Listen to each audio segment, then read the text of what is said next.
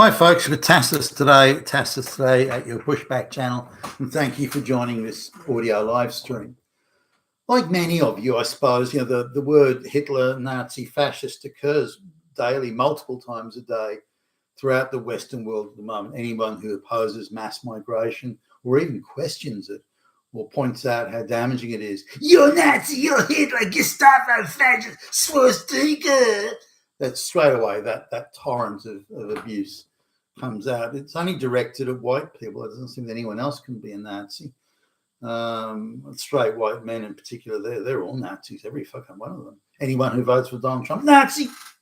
Anyone who's involved in expelling illegal criminal aliens from the United States, Nazi, fascist, Hitler. And if you really want to go, typically it goes in order, sort of, you're like the Gestapo, you're a fascist, you're a Nazi. But if you really want to go for the jugular, really lay it on, then it's, you're Hitler. And that's the big one. So Hitler's become synonymous with anything that's bad, evil, and unclean, and so on and so forth.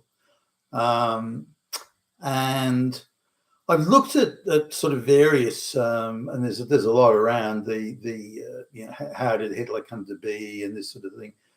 And it really comes to, well, he's just an evil motherfucker. That's what, no. Stop. Somehow Hitler was able to get a quite discerning public to vote for him in large numbers. He got lots of people turning up at his speeches and his town hall speeches and so on, later on his rallies. And he was hailed as a politician who really delivered on his promises once he was in government. So he was depicted variously as some frothing madman, and they would pick, a couple of public speeches he made where he was, certainly getting into it. And because it was in German and that sort of stuff, they were able to say, well, there you go, look at that fucking madman. But nothing seems to add up. He was this crazy madman that valued highly skilled generals. He was a crazy, insane madman that gave the green light for rocket research and for all sorts of technology that came very close to giving Germany victory in the war there. So, Hitler gathered some very competent, but not all, some very competent people around him, Albert Speer and others. So this is not the behavior of a raving madman.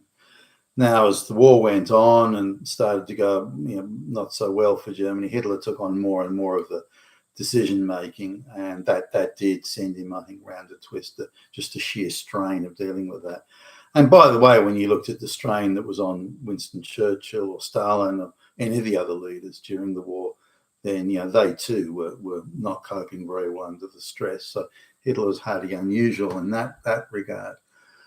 But on the question, would you go back in time and kill baby Hitler? Because no matter what forces and things were going on at the time, given that he's just pure evil, he's fucking Hitler for fuck's sake, then no matter what else was going on, he was always going to be in a position to do what he did and so on. So the only solution to this is kill baby Hitler.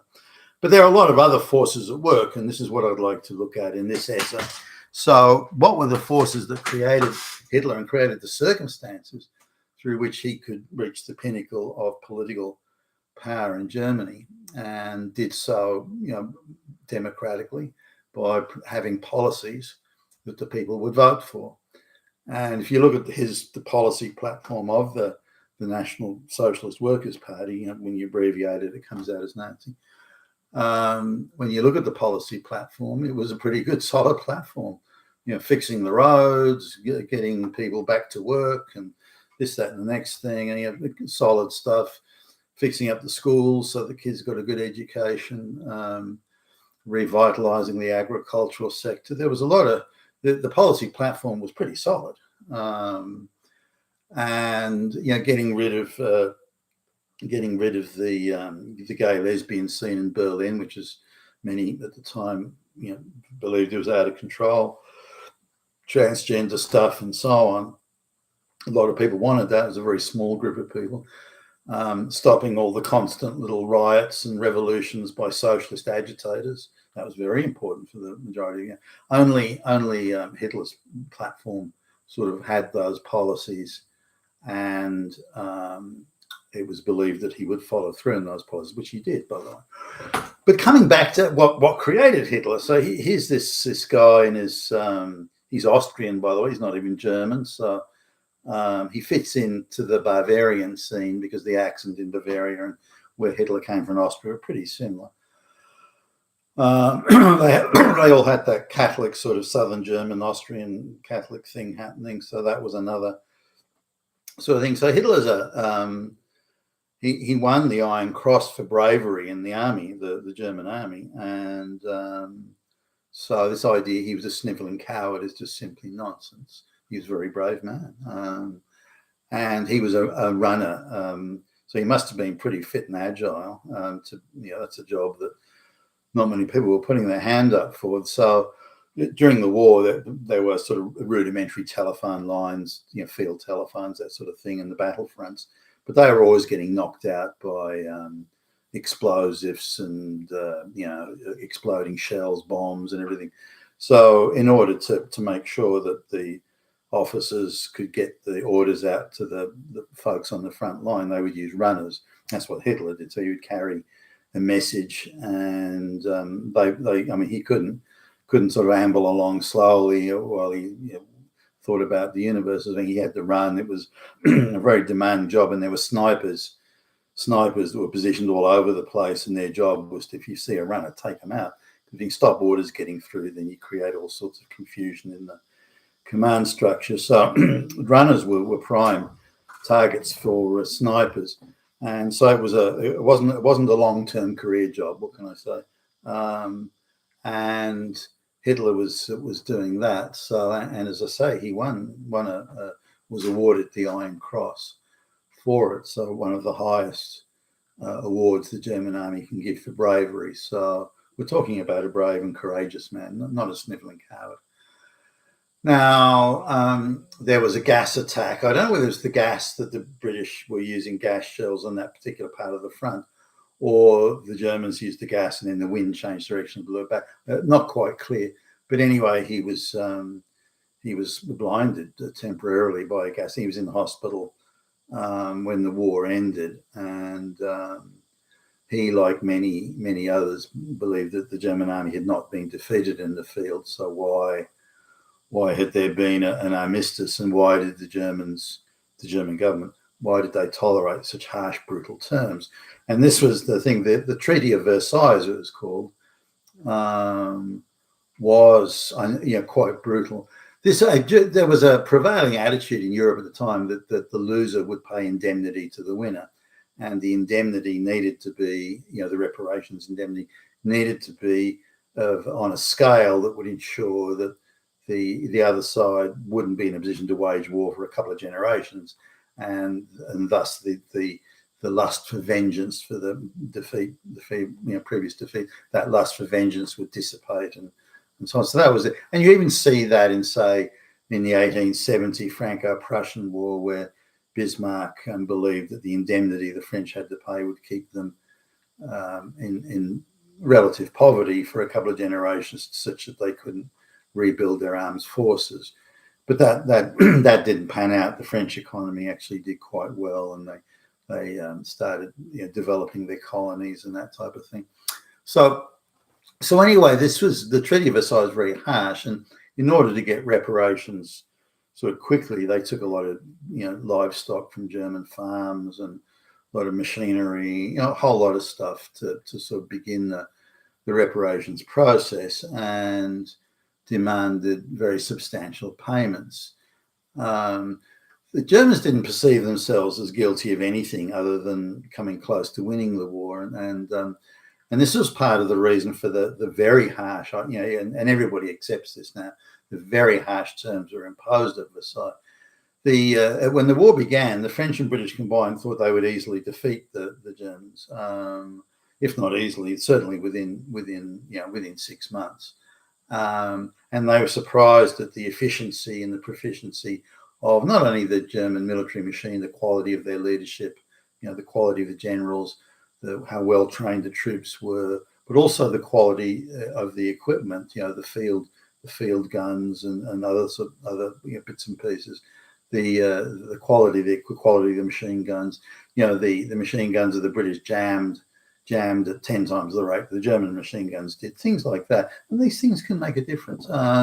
So the now let's have a look at the sort of things that could have affected the war. Firstly is the Americans entering the war. If the Americans had even entered the war 3 or 4 months later than they did, the Germans would have won. It was that close. It was a close run thing. That's how close it was. It was an exhausting, sort of slugging out of attrition war, and it's like two punch-drunk boxers sort of just hanging on till the last minute. But the Germans would have won. And if the Americans had come, so that's one factor to consider. And if the Germans had won, then there never would have been a Hitler. The second thing that was an important factor in affecting outcomes was the Germans defeated the Russians, and particularly when the Bolsheviks took control, they weren't interested in pursuing the war.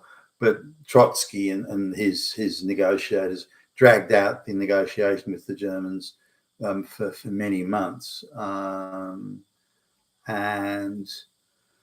the Germans wanted a quick end to that conflict over in Russia, so they could bring the troops back to the west to fight the French and the British. But Trotsky dragged his feet, and his team dragged his feet on that. So two things: one is the transfer of troops to the west to fight the British and French was delayed, and two, the amount of troops they sent was also reduced. If the Russians had quickly signed, the Bolsheviks, Trotsky and Lenin all had quickly signed a deal, as harsh as that was in terms of the grain and the oil that they had to supply to the Germany. But if the Russians had quickly signed that agreement and the Germans had been able to transfer troops across earlier than they did and in larger numbers, again, the Germans would have won. And if the Germans had won, there would have been no Hitler. Now, in the end, the German government fell, and the socialists took over, and they signed the armistice with the Versailles Treaty and all that stuff with the British and the French and the Americans and so on, and it was considered by all quite punitive. And the British and French had been so scared by how close it had come, like it had come really close to the Germans winning, that they thought, holy crap, we can't afford to let these guys build up their economy and their military again, because we might not win the next time. It was that close. So they wanted something, the French in particular, wanted something that was brutally punitive, that would prevent Germany ever again posing a military threat. And so they overreached and overstepped by quite a way there, and the Germans suffered quite considerably from things like malnutrition, and Hitler was listing off all the Germans that had died unnecessarily due to the punitive nature of the treaty.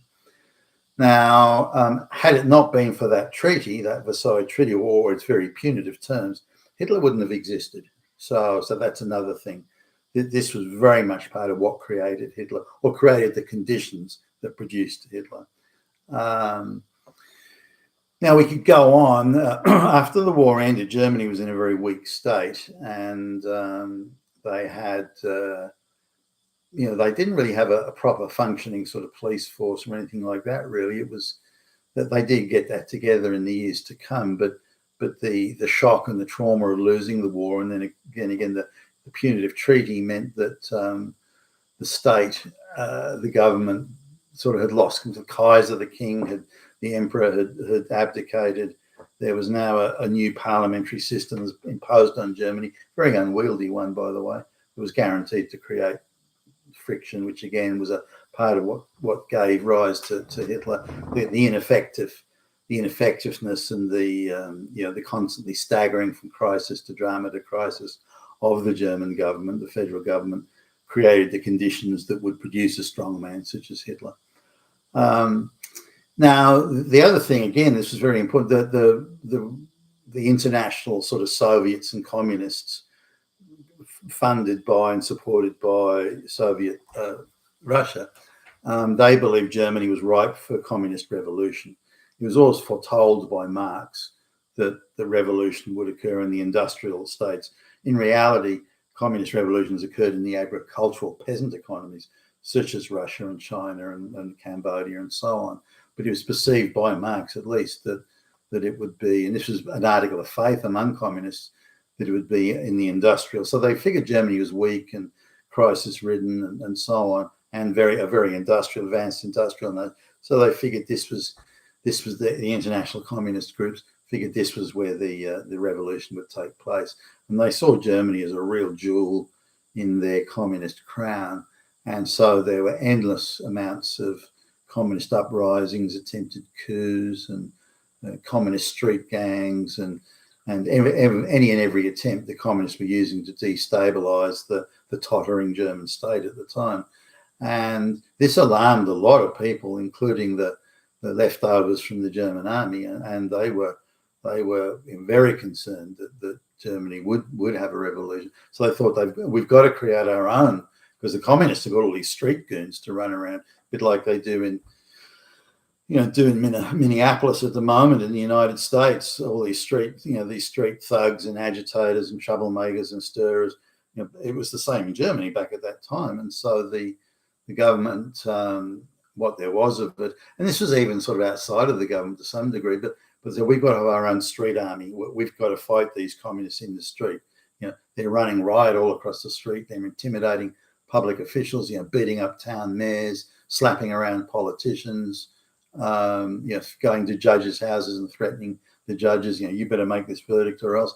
And so it was decided the streets were owned by the communists, and there had to be some sort of counter group or group to counter the communists. And this is where this was the genesis really of the Nazi Party. And a young, he'd be about 30, I guess, at the time, a young Adolf Hitler was part of this. Now, when Hitler started making speeches around Germany at the time, this would have been, the early 1920s, he would go to a town hall saying, Adolf Hitler is going to come and talk about, government policy or his policies, his party's policies. And he'd go and there'd be 2 or 3 people there. I mean, there was no one turning up. But he became known as an effective speaker and a man of clear vision and all this sort of stuff. So gradually crowds got bigger and bigger. But first off, they weren't. And Hitler stayed the course, even though nobody was fucking listening to him. Now, in the beginning at least. So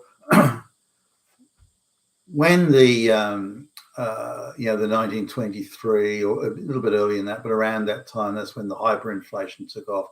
The only way Germany could repay the crippling reparations was through a hyperinflation. So they could, through hyperinflation, they decreased the value of the payments that they had to make. It was effectively, you make the reparation payments in worthless money. That's really the overall strategy there. But in response, the French started seizing things like coal mines, iron ore mines, equipment, railway carriages, anything they could lay their hands on, and this increased the bitterness and the annoyance that the Germans were experiencing, the humiliation overall. They were a rich, powerful, industrious country that were leaders in technology and all sorts of things, and here they were so poor they could barely sort of feed themselves. That's a humiliation in anyone's language. So German's no different. So again, these things fed into wow, we've got a bad situation here. We need solutions. Even radical solutions will do. We're prepared to countenance them. And the various politicians at the time strangely didn't seem to address the concerns of the people. I don't know, you look at the sort of policy prescriptions they had, they seemed to be weak and feeble and limp-wristed. Hitler was really the only one who was saying, yep, I'll fix the problems. The communists were running around. They were quite formidable in numbers. They were saying, we'll fix it too. We'll just get rid of all this capitalism. We'll get rid of this. We'll get rid of that. We'll create this paradise and workers' paradise and so on. That wasn't as successful as Hitler's message, but So, so these were this was the play at the time, and again, without these things in place, Hitler would never have existed, and we need to appreciate, strongly, I think, appreciate that. But things started to get better in Germany. The Americans realised that the Versailles Treaty was an overreach. There was a lot of sort of money sloshing around America at the time. They wanted to invest it, and they thought, why don't we invest this in Germany and pump up the German economy, and that'll be a good investment, which it was, by the way. And then the Wall Street crash came in 1929, and suddenly all that American capital disappeared. And in fact, the Americans said, hey, we want this money back now, which further screwed the German economy. Now, at this time, Hitler's popularity began to come back again. It had gone away a bit during the sort of buoyant period from following those American loans. But then when the Wall Street crash came, it had quite a negative effect on Germany, high unemployment rates, this sort of thing. Then the communists thought they could make their move. They thought, okay, that's it, Germany's in deep shit again. And so all these attempted revolutions and coups and street marches and communist goons running around beating up public officials, all this sort of stuff started to gin up as well. So this gave the Nazis, a lot of middle-class Germans go, hey, we want these communist goons running around, beating up the judges and the local mayors and politicians. So the Nazis said, well, we'll put a stop to that. The National Socialist Works, we'll put a stop to that bullshit, which they did, by the way. And the Nazi and communist street gangs were running battles in the street, trying to beat the crap out of each other. So this again, had the Great Depression not occurred, Hitler would not have come. There wasn't enough to produce a Hitler. There wasn't that mayhem, that concern. Now, governments were rising and falling very quickly. Coalition governments were rising and falling very quickly in Germany, and there seemed to be no solution. The communist insurgency just seemed to be gathering pace, and everybody was concerned about it. And so the president of Germany at the time was Field Marshal von Hindenburg, very aristocratic and so on. And he perceived Hitler as not even German because he was from Austria. He's not even German, and he was a fucking corporal in the army. He was a fucking corporal. I mean, politics is for people who are from the elite, from the aristocratic class, not from some working class guy like Hitler. That's not that. Those people shouldn't be allowed in government, and it's an aristocrat's occupation. And so Hindenburg, even though he'd been pressed on it a number of times, President Hindenburg, but no, he even saying, I'm not having that Austrian corporal as chancellor. But it was pointed out consistently, the Nazi party is the biggest party in the parliament. If you're going to form a government that's got any hope of stability, you have to build it around the biggest political party. I mean, what other way is there of doing this? And we need stability now. I mean, we're in, the streets are just awash with mayhem and drama. And so they turned to the biggest political party and their leader, who was Hitler. Now this is still not the Hitler that's taking control here. There were of the 11 senior ministries, only 2 of them were Nazi, Hitler and Hermann Goering. The rest were controlled by the minor party that had formed the coalition. Von Papen was the guy. And they had formed a coalition with Hitler, and so 9 of the 11 senior ministers sold to Hindenburg. Look, we'll put this Hitler in because we can win as chancellor of government, prime minister. We'll put him in, but as soon as he calms things down, because he's got the biggest political party, he's got the street goons that can put the communists away, all that sort of stuff. Once things have calmed down, then we'll get rid of this Hitler guy. We'll get rid of this fucking corporal guy. If Hitler didn't have the Iron Cross, that award for bravery, that wouldn't have happened. I mean, if you took away the Iron Cross, that was the only thing that gave him real cred with the military class and the aristocrats. Everyone takes notice of someone who's got the Iron Cross, and Hitler had it for bravery. So this, even though there was a lot of doors that would have been closed to him otherwise, that was enough to open enough doors to get him into the executive suite. So they appoint Hitler as chancellor. Hitler's onto the game straight away. He knows what they're up to. And so he easily outfoxed those people just thought he was some working class yob. And then, of course, he took control. The other thing, there's another thing, Hindenburg was already a man in his 80s and in failing health. And he died about 18 months or so after Hitler became chancellor.